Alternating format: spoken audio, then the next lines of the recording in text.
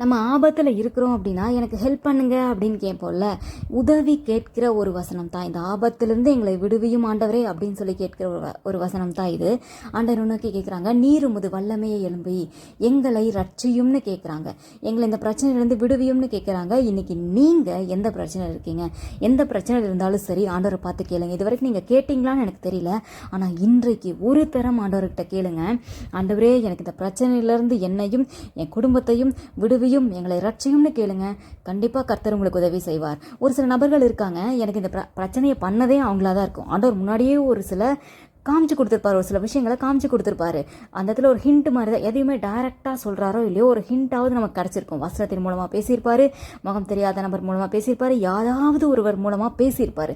இந்த காரியத்தை நீ செய்யாத, இதோட இதை ஸ்டாப் பண்ணு, இல்லை ஜெபம் பண்ணு, நான் சொல்கிறேன் அப்படின்ற மாதிரி எல்லாம் தான் பக்கம் திருப்புறதுக்கு எவ்வளவோ ட்ரை பண்ணாலும் ஒரு சில நபர்கள் கேட்கவே மாட்டாங்க. செவிட்டு விரியன் மாதிரி திரும்ப திரும்ப ஒரே தவறை செய்து அந்த பிரச்சனை பெருசாக இன்னைக்கு வந்து நின்றுருக்கும், பூதாகரமாக வளர்ந்துருக்கும்.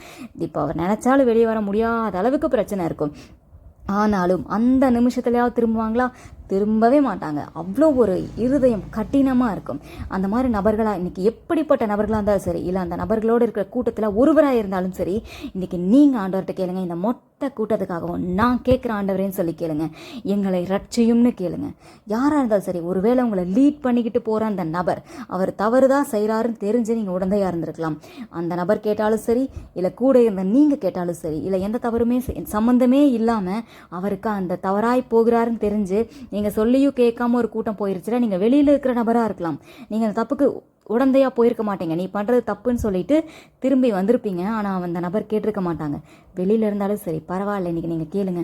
எப்படியாவது காப்பாற்றுங்க ஆண்டவரே, ஏதாவது அற்புதம் செய்யுங்க, எங்களை ரட்சியும்னு கேளுங்க. கர்த்தர் கண்டிப்பாக உதவி செய்வார். ஒரே ஒன்று செய்யணும், ஒப்பு கொடுத்து ஜெபம் பண்ணுங்க. ஆண்டவரே, உங்கள் கையில் ஒப்பு கொடுத்துட்டேன், இனிமே உமக்கு பிரியமில்லாத வழியில் போக மாட்டேன், அப்படி போகாமல் இருக்க எனக்கு உதவி செய்யுங்க, என்னை வழி நடத்தும்னு கேளுங்க. கர்த்தர் உங்களுக்கு உதவி செய்வார்.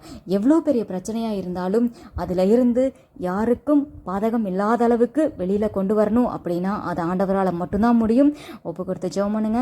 தலை போகிற பிரச்சனையாக இருந்தாலும் சரி, கர்த்தர் உங்களை ரட்சிக்க வருவார். நான் அதை நம்புகிறேன். நீங்கள் நம்பிக்கையே இல்லைனாலும் நீங்கள் சொல்லுங்கள், உங்கள் மன விருப்பத்தையும் நீங்கள் சொல்லுங்கள். எனக்கு இப்படி தான் ஒரு நன்மை வேணும்னாலும் நீங்கள் சொல்லிவிட்டு நீங்கள் ஒப்பு கொடுக்குற ஆண்டவரே நீங்கள் சொல்லி ஜெபம் பண்ணுங்க. கண்டிப்பாக அவர் எடுக்கிற முடிவு உங்கள் வாழ்க்கையில் பெஸ்ட்டாக தான் இருக்கும். அதை என்னால் அதை 100% அதை சொல்ல முடியும். நீங்கள் கேட்டு பாருங்கள், கர்த்தர் உங்களை ரட்சிப்பார். நீங்கள் நினச்சதை விட பெரிய நன்மைகளை செய்வார். நீங்கள் நினச்சதை விட அந்த பிரச்சனை பெருசாகாது. அது வந்ததே தெரியாத அளவுக்கு அதை ஸ்மூத்தாக முடிச்சு கொடுப்பார். எல்லாருக்குமே ஒரு சமாதானம் இருக்கும். அப்படிப்பட்ட ஒரு ரட்சிப்பை கர்த்தர் உங்களுக்கு தருவார். கேட்டு பெற்றுக்கொள்ளுங்கள்.